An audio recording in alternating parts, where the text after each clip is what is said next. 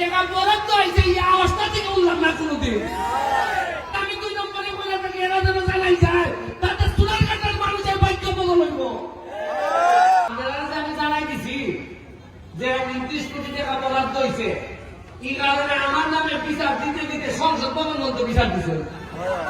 সুন্নু ভাই আমার লেগে বিচার দিচ্ছেন না সংসদ, ওইটা যে মাননীয় স্পিকার এই যে একটা লোক সব হিসাব পেলায় আমরা ইজ্জত থাকে না। এই জায়গায় দাঁড়িয়ে ঠিক 4 মাস আগে যখন নির্বাচনে জিতছিলাম, আর নির্বাচনের আগে 2 দিন 3 দিন আগে যখন লাস্ট শেষ জনসভা করি এখানে, তখন আমি কিছুই জানতাম না রাষ্ট্রের পরিস্থিতি। তখন আমি আমার স্বপ্নের কথা আপনাদের সামনে বলছিলাম। স্বপ্ন ছিল এই যে মরা খোয়াই নদীটারে পরিষ্কার করে 2 পাশে রাস্তা হবে, আর এই খোয়াই নদীতে নৌকা চলবে। আমাদের ছেলে মেয়েরা বিকাল বেলা মেহমানরা আসলে আমরা বেড়াইতে নিয়ে যাব ওই চা বাগানে, আন্নানে এই নদীতে নৌকা এবং স্পিড বোট চলবে। আমাদের কাছে আছে প্রায় 3 কিলোমিটার নদী। 3 কিলোমিটার নদী এইরকম সারা সিলেট বিভাগে জানা আছে কিনা আমার জানা নাই, কিন্তু আমরা ভাগ্যবান আমাদের সোনারঘাটে আছে। কিন্তু আমরা দুর্ভাগ্য যে 3 কিলোমিটার নদী যে ছিল এইটা প্রকাশ পাইতে পাইতে আপনারা 40 বছর নিয়ে গেছি আমরা। এখন ফুটপাথ থেকে এমনি আইলে বোঝা যায় যেমন একটা সমুদ্রের মতো লাগে। সিএনজি যে সাগানো খানা হয়, আমি যে জিগায় সারা মোটরসাইকেলের উপর জ্যাম নাকি সে দেখি হয় স্ট্যান্ড। আমি 2টা স্ট্যান্ড বানাই দিছি। স্ট্যান্ডটা উদ্বোধন হইলে বলে ওই সিএনজি রাস্তার মধ্যে রাখলাম মোরা।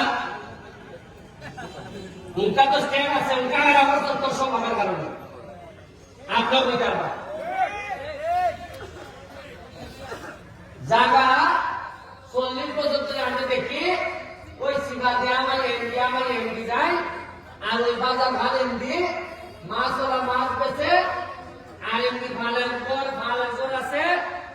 এই ওই সারা 15-20 বছরে আমার জানা মতো উন্নতি হয়েছে। ওই একটা পৌর মুক্তিযোদ্ধা 70 বানানো হয়েছে, এটা আমার কিছু জায়গা আটকেছে। আমি সোনারঘাট থেকে যখন রাস্তাটা গেছে তখন তো আমরা সোনারঘাট থেকে একবারে তেরা হয়ে ছেড়ে দিছে। আজকে মাধবপুর 1 শতক জায়গা গেছে, এরা 15 লাখ 20 লাখ, আর আমরা খালি তলের দিকে যাই।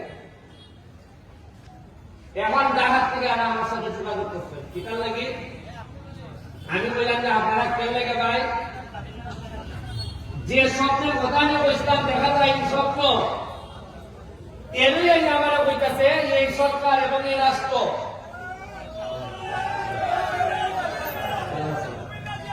ভালো আছেন? Thank you.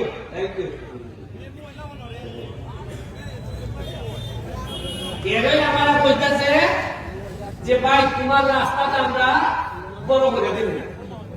কেমনে বড় করবা?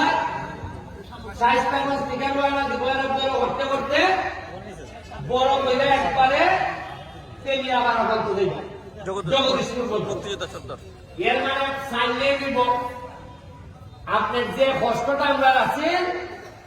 এই যে একটা সিএনজি প্রত্যেক দিনে মানুষ মনে, কারণ এই রাস্তা 40 বছর আগে যে যানবাহন আছে 40 বছরে তো 10 ডাবল বাড়ছে যানবাহন। এটা রাস্তায় একই চোখ আছে।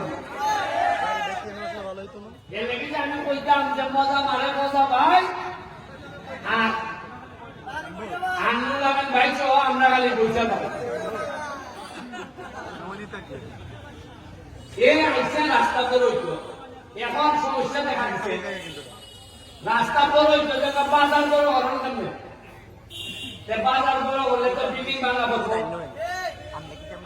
এবার আমি এনারে অপশন দিছি, তারা আমার বিষয় উপরে আকাশের মধ্যে হেলিকপ্টার উঠবো, ড্রোন উঠবো, উঠে দেখবো যে বাজার তারে বাইপাস করলে উনান যে হলো ইকেন্দ্রও বলেন যায় ইকেন্দ্র বলেন যায় বাইপাস মানে ধরুন গুগাওয়া যায় ধরুন বাইপাস দিতে গেলে যায় দুইটা ও আমরা বাজারে ফেসি দিয়া ওই কেন্দ্রে গিয়ে একবারে যদি গিয়ে উঠে এই সেটা বাজারে এই আন্তরিকা যদি উঠে অভিগঞ্জের যেভাবে বাইপাস দিচ্ছে আমরা শান্তি হইব না হইতো না এখন আজকাল যারা এই মিটিং আইছেন না তারা তার ভাইবা কারণ জায়গার দাম যে বাড়বো তারা তো জানেন না তোমরা যারা মিটিং আইছো কিছু হাত করে জায়গা রাখা যারা মিটিং আমি যে ডাকছি এগুলো আইছেন যে তার ভাইবা তারা মনে করেন যে বিদেশ গেলে বিদেশ টেকা দিবি আরে টেকা দিবি মানে সব কানটা খোলা রাখবে টেকা দিবি उनका साइटा से जाने एमपी আমি জানি আগামী বারবার আনা এমপি করতে পারবো কেন ওই চাইতাম না কারণ আমি রাস্তা বড় করলে জানে বেটা ঘর কিছু বাংলো এই বেটা বলবো ওই বুকটা দিয়ে আমার কথা বলে বলেছি কিন্তু যা বলবো সব চুনার কাঠের কথা হইব আমি যদি মহিলাও যাই তারপর যদি আমার সোনারঘাটের মানুষে মনে করে যে এই পুরাটা মরছে সোনারঘাটে না গিয়া আমার একটা বিখ্যাত সোনারঘাটের মানুষের সবচেয়ে বড় জানাজা আমার দিয়ে দিব সাইপাস গেছে সরকারের বরাদ্দ পাইছে 29.29 কোটি কত পাইছি আগে জীবনে উঠুনি আগে থেকে ফাঁসতে হতো না যেখানে আইলো প্ল্যান গেল প্ল্যান এই জায়গার মধ্যে মিটিং হয়েছে অন্তত 50টা হয়েছে না আর আওয়াজের চলতো না মসজিদে নামাজ চলতো ভবন গেছে না কিন্তু অত আওয়াজ হয়েছে টাকা বরাদ্দ হয়েছে এই আওয়াজটা থেকে উঠলাম না কোনোদিন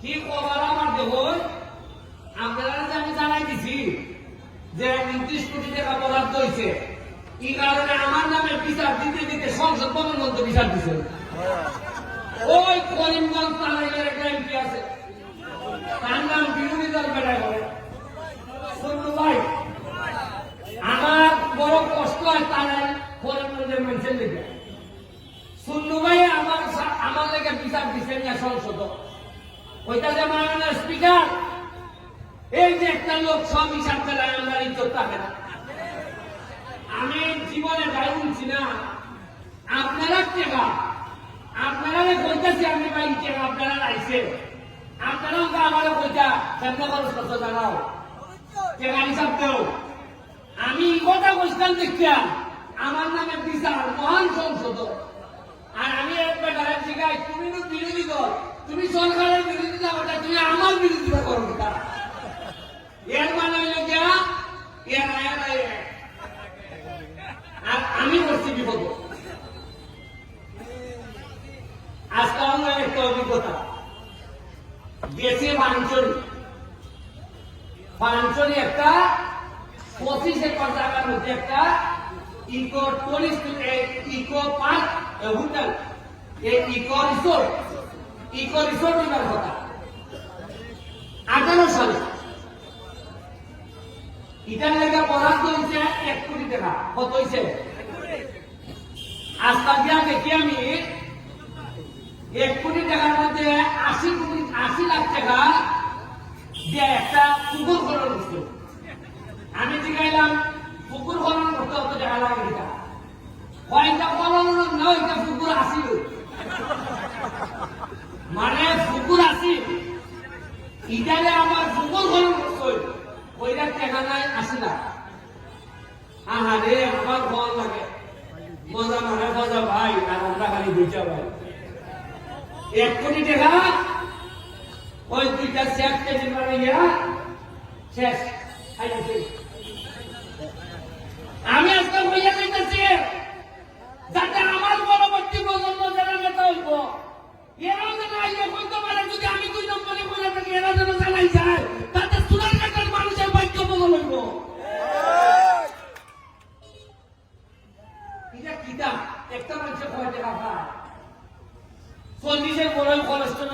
লাগে রসুয়া থাকলে রসুয়া ভাই দেননি এরবার ঠান্ডা লাগে লাগে আপনার মন্ত্রী গাছ লাগেনি আনলে ইনহেলার তিনখান জিনিস নিয়ে যাওয়া লাগে ইনহেলার মন্ত্রী গাছ দেন আর রসুয়া দেন ইলাই লইয়া যাওয়া লাগে অথচ এই তিনখান ওষুধ কিনতে গিয়া এর পুরা এলাকাকে এলাকা দিচ্ছে